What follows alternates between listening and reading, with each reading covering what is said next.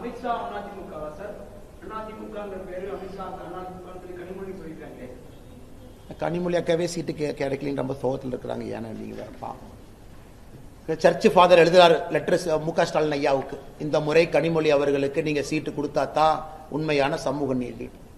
அதனால முதலமைச்சர் அவர்கள் எந்த காரணத்திற்கும் கூட திருமதி கனிமொழி அக்கா அவர்களுக்கு சீட்டு கொடுப்பதற்கு தயாரா இல்லை. என்ன பெண்ணியம் பேசுறாங்கன்னா அவங்களே எக்ஸ்பிரஸ் பண்றாங்க, நான் எம்பி வேண்டாம் எம்எல்ஏ நிக்கிறேன்னு. அதே அவங்க பண்ணல. இவங்க என்ன பேசுறாங்க, ஏன்னா உதயநிதி ஸ்டாலின் காம்படிஷனா வந்துருவாங்க. திருமாவளவன் அவர்கள் அவர் எம்பியா இருக்கக்கூடிய அவரு போய் நாமினேஷன் ஃபார்மை தூக்கிட்டு போறாரு காட்டுமன்னார் கோவிலுக்கு. திருமாவளவன் அவர்களை மிரட்டி அந்த வேட்பு மனு வாபஸ் வாங்க வச்சிருக்கிறாங்க. இதை ஏன் நான் சொல்றேன்னாங்கன்னா, புதுச்சேரியில மொத்தம் 30 இடங்கண்ணா, 16 இடத்துல காங்கிரஸ் நிக்குது, 14 இடத்துல கூட்டணி கட்சி நிக்குது. அவர்களுக்குள்ள கூட்டணி உடன்படிக்கை எட்டாத காரணத்தினால திருமாவளவன் 3 இடத்துல எக்ஸ்ட்ரா போட்டி போடுறார். 3 இடத்துலயும் பானை சிம்பிள் கொடுத்தாச்சு. மார்க்சிஸ்ட் கம்யூனிஸ்ட் கட்சி 3 இடத்துல எக்ஸ்ட்ரா போடுது. காங்கிரஸ் 6 இடத்துல போட்டி போடுறாங்க. நேத்து திருமாவளவன் புதுச்சேரியில் எப்படி பிரச்சாரம் பண்றாருன்னா, தயவு செய்து யாரும் விடுதலை சிறுத்தைகள் கட்சிக்கு ஓட்டு போட வேண்டாம், பானை சின்னத்திற்கு ஓட்டு போட வேண்டாம், கட்சியினுடைய கட்டுப்பாட்டை மீறி 3 பேர் போட்டி போடுறாங்கன்னு. அதனால திருமாவளவன் நிலைமையை நினைச்சு பார்த்தா எனக்கே பாவமா இருக்கு. ஒரு கட்சியினுடைய தலைவர் கட்சிக்கு ஓட்டு கேட்பாரு, ஆனா திருமாவளவன் புதுச்சேரியில 3 பேர்த்துக்கு எக்ஸ்ட்ரா ஓட்டு போடாதீங்கன்னு சொல்றாரு. தமிழ்நாட்டில் கொடுத்த வேட்பு மனுவை வாபஸ் வாங்கக்கூடிய நிலைமையில திருமாவளவன் இருக்கிறாங்க. இதுதான் தமிழகத்தினுடைய சமூக நீதி. ஏன்னா இங்க மேடம் இருக்கிறாங்க, ஒரு ஆங்கில பத்திரிகைக்கு திருமாவளவன் அவர்கள் பேட்டி எடுத்த போது என்ன சொன்னாங்க, தமிழ்நாடு அரசியல் களம் மாறுது, கூட்டணி ஆட்சிக்கு வாய்ப்பு இருக்கிற மாதிரி தெரியுது, அப்ப என்னுடைய குரல் அங்க இருந்தா தான் சரியா இருக்கும். அப்ப இவர் என்ன எதிர்பார்த்தாரு, டிஎம்கே மெஜாரிட்டிக்கு வராது, நாமளும் போட்டு எம்எல்ஏ ஆயிக்கலாம், ஒரு கொலிஷன் கவர்மெண்ட் வந்தா ஒரு மினிஸ்டரோ டெப்டி சிஎம் வாங்கிக்கலாம் ஐடியா பண்ணார். இன்னைக்கு திமுக ஏங்க இதெல்லாம் வெளிப்படையா சொல்றீங்க, நம்ம ஆட்சிக்கு வர மாட்டோம் மக்களுக்கு தெரியும், நீங்க எதுக்கு வெளிப்படையா அந்த மாதிரி சொல்றீங்க, அதனால நீங்க வேட்புமனு வாபஸ் வாங்குங்கன்னு அண்ணன் திருமாவளவன் அவர்களை கொச்சைப்படுத்தி இருக்கின்றார்கள், கேவலைப்படுத்தி இருக்கின்றார்கள். தமிழகத்தில் இருக்கக்கூடிய தலித் சமுதாயத்தினுடைய பெருமக்கள் இதை பார்த்துக் கொண்டிருக்கின்றார்கள். எஸ்சி எஸ்டி சமுதாயத்தினுடைய தலைவர்கள் தொண்டர்கள் பார்த்துக் கொண்டிருக்கின்றார்கள். அவருடைய தலைவருக்கு நடந்த அநியாயம் இது சமூக நீதிக்கு எதிரானது என்பது எங்களுடைய கருத்து. அண்ணா ஆனா கோயம்புத்தூர்ல பட்டி போட முடியாதுங்கண்ணா, ஏன்னா சவுத்துல இடம் இல்லை.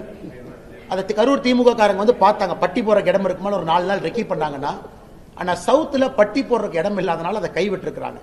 ஸோ கோயம்புத்தூர் அந்த சவுத் ரொம்ப ஒரு கன்ஜஸ்டடான ஒரு ஏரியாங்கண்ணா, நிறைய வீடுகள் பக்கத்தில் இருக்கு.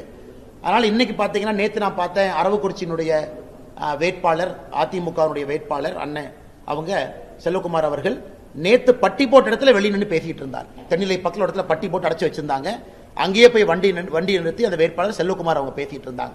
கோயம்புத்தூர்ல ட்ரை பண்ணாங்க, ஆனா கோயம்புத்தூர்ல பட்டி போடுவதற்கு இடம் இல்லாதனால அதை விட்டுருக்காங்க.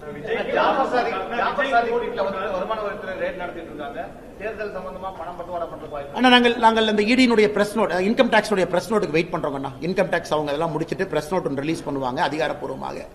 அது என்னன்னு பார்த்தோம்னா நமக்கு தெரியுங்கன்னா, அவர்களுக்கும் திமுகவுக்கும் தொடர்பு இருக்கா, இது பண பரிவர்த்தனை சம்பந்தமாகவா, தேர்தலுக்கும் இதுக்கும் சம்பந்தம் இருக்கான்னு அந்த பிரஸ் நோட் வந்த பிறகு உங்ககிட்ட பேசுறோம்.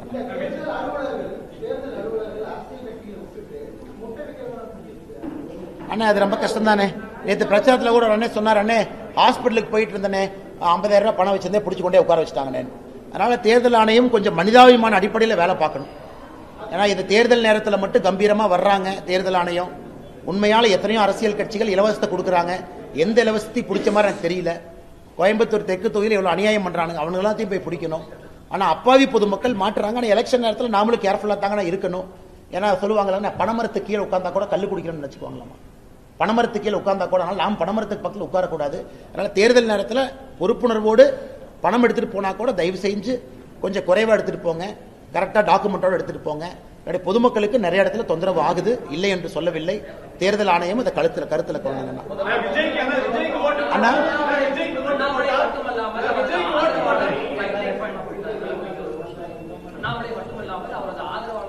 ஆனா தமிழ்நாடு பாரதிய ஜனதா கட்சி எல்லா தொண்டர்களும் ஆதரவாளர்கள் தாங்கண்ணே, அங்க இருக்கக்கூடிய எல்லா தலைவர்களும் ஆதரவாளர்கள். இதுல என்ன பிரிச்சு சொல்றீங்க? எல்லாரும் நம்முடைய தொண்டர்கள், எல்லா நம்முடைய சகோதர சகோதரிகள், எல்லோரும் வெற்றி பெற்று எல்லோரும் போகணும். நான் தான் அதிகாரப்பூர்வமா உங்ககிட்ட சொல்லிட்டேன், நான் சீட்டு கேட்கல, ரொம்ப நாளைக்கு முன்னாடியே கட்சியிட்ட சொல்லிட்டேன். உங்களுக்கு டவுட்டா இருந்தா நீங்க தலைவர்கிட்ட கிளாரிஃபை பண்ணலாம். பியூஷ் கோயல் கிட்ட அண்ணாமலை சொன்னது உண்மைங்களா நீங்க கிளாரிஃபை பண்ணுங்க. அல்லது நிதின் நபீன்ஜி எங்களுடைய அகில இந்திய தலைவர் தமிழ்நாட்டுக்கு டூர் வரும்போது தயவு செஞ்சு கிளாரிஃபை பண்ணுங்க. ஆனா பொய்யா நான் சொல்றேன், கட்சி எனக்கு இந்த முறை நீ பிரச்சாரம் பண்ணுப்பாங்கிற பொறுப்பை கொடுத்திருக்கு, அந்த பொறுப்பை நாம செய்யறோம். இதுல உண்மைக்கு புறம்பா யாரோ 2 பேர் ஒரு டிவியில கருத்து சொல்றாங்கன்னா அது உண்மையாயிருமாங்கன்னா நீ கேட்கறதுக்காக நான் கிளாரிஃபை பண்றேன். எல்லோருக்கும் ஒரு பொறுப்பு. அதே போல இந்த முறை வேட்பாளரா சில பேர் இருக்கு. இல்ல அப்படின்னா 2029 லோக்சபா தமிழ்நாடு குறைந்தபட்சம் 59 லோக்சபா சீட்டு வரும், குறைஞ்சபட்சம் 59 லோக்சபா சீட்டு. அதுல இந்த முறை யாருக்கு வாய்ப்பு கிடைக்கலையோ பாரதிய ஜனதா கட்சியினுடைய தலைவர்கள் அடுத்த முறை போட்டியிட போறாங்க. அந்த எலெக்ஷன் 2 வருஷத்துல வரப்போகுது. இன்னைக்கு எம்எல்ஏ எலெக்ஷன்ல நிறைய தலைவர்கள் போட்டி போடுறாங்க. வாய்ப்பு கிடைக்காதவங்க 2029 லோக்சபால போட்டி போடுவாங்க. அங்கேயும் எங்களுக்கு தலைவர்கள் வேண்டும் அல்லங்கண்ணா. லோக்சபா எலெக்ஷன்லயும் பாரதிய ஜனதா கட்சி நிக்கணும் அல்லங்கண்ணா. இன்னைக்கு இந்த 1/3 உமன் ரிசர்வேஷன் பில் வந்தா தமிழ்நாடு குறைஞ்சபட்சம் 59 லோக்சபா சீட் உறுதியா 2029. அதனால அங்கேயும் போட்டியிடணும், எல்லா இடத்துலையும் போட்டியிடணும். எல்லா தலைவர்களுக்கும் தெரியும் யாரை எங்கே போட்டியிட சொல்ல வேண்டும் என்பது. விஜய்க்கு ஓட்டு போட்டால் திமுக ஆட்சிக்கு வந்து சொல்லிட்டு அண்ணன் எஸ்பி வேலுமணி ஒரு கருத்து சொல்லியிருக்காரு. அப்படின்னு இருக்கும்போது விஜய்க்கு போகக்கூடிய ஓட்டுகளை நீங்க எப்படி தருவீங்க? எல்லா தலைவர்களும் பிரச்சாரம் பண்ணிட்டுங்கன்னா மக்கள் பொறுத்தவரை கடைசி 10 நாள்ல இது இருமுனை போட்டியா மாறும் என்பது நான் தொடர்ந்து சொல்லிக் கொண்டிருப்பதுங்கண்ணா. Election will always become a 2 corner contest. Last 2 வீக்ஸ்ங்கண்ணா, கடைசி 2 வாரம் அப்படித்தான் மாறும்.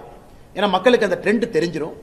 சில பேர் நினைப்பாங்க இப்ப ஓட்டு போட வேண்டாம், அடுத்த எலெக்ஷன் போடலாம், இப்ப அவங்க 2 பேர் தான் நிற்கிறாங்க, இவங்களுக்கு போடலாம், இவங்களுக்கு போட்ட ஒரு இவங்க வந்துருவாங்களோ வேண்டாம். மக்கள் ரொம்ப புத்திசாலிகள். அதாவது இந்தியாவுடைய வாக்காளர்கள் ரொம்ப யோசிச்சு ஓட்டு போடுறவங்க. ஆனால் விஜய் அவர்கள் அரசியல் வந்ததை நான் முதல்ல இருந்து சொல்றேன், வரவேற்கிறேன், இருக்கட்டும், களத்தில் இருக்கட்டும். ஆனா கடைசி 10 நாள் இந்த களம் என்பது திராவிட முன்னேற்ற கழகம் ஆட்சியில் இருக்கக்கூடிய கூட்டணி, அனைத்து இந்திய அண்ணா திராவிட முன்னேற்ற கழகத்தினுடைய என்டிஏ கூட்டணி, உங்க 2 பேர் தான் ரேஸ்ல இருப்பாங்க. லாஸ்ட் 2 வீக்ஸ்ல நீங்களே கண்கூட பார்க்க போறீங்க. அப்படிதான் களம் மாறும். களம் மாற ஆரம்பிச்சிருச்சு. லாஸ்ட் 2 வாரத்தில் நமக்கு தெரியும். ஆனா கேரளாவை பொறுத்தவரை பாரதிய ஜனதா கட்சி உறுதியாக நிறைய இடத்துல வெற்றி பெறுவாங்க. திருவனந்தபுரத்தில் நெமம் ஆரம்பித்து பாலக்காடு, உதாரணத்துக்கு நேற்று திரிசூர்ல பார்த்தங்கன்னா ஒரு சிட்டிங் கம்யூனிஸ்ட் எம்எல்ஏ முகுந்தன் என்கின்ற ஒரு எம்எல்ஏ நாட்டிகா என்கின்ற தொகுதியில் நம்ம கிட்ட வந்து போட்டி போடுறார். அது எஸ்சி ரிசர்வ்டு தொகுதி, அங்கேயும் வெற்றி வாய்ப்பு. தேவிகுளத்தில் நம்ம தமிழ்காரர் ராஜேந்திரன் 3 முறை கம்யூனிஸ்ட் எம்எல்ஏவா இருந்தவர் 2026 பாரதிய ஜனதா கட்சி வேட்பாளராக போட்டி போடுறாரு. நிறைய பாக்குறாங்கன்னா மேல காசர்கோடுல பாத்தீங்கன்னா சுரேந்திரன் அவங்க வெட்டி போடுறாங்க. அப்புறம் முன்னாள் முதலமைச்சருடைய டாக்டர் அவங்க பாரதிய ஜனதா கட்சியில திரிசூர் தொகுதியில போட்டி போடுறாங்க. அதனால் நிறைய இடத்துல வெற்றி வாய்ப்புகள் இருக்கு. என்னை பொறுத்தவரை கேரளா பாரதிய ஜனதா கட்சிக்கு 2026 ஒரு திருப்பு முனையாக இருக்கும் என்பதில் எந்த மாற்று கருத்தும் இல்லை. முரளிதரன் அவர்களுடைய தொகுதி ரொம்ப சிறப்பாக இருக்கிறது.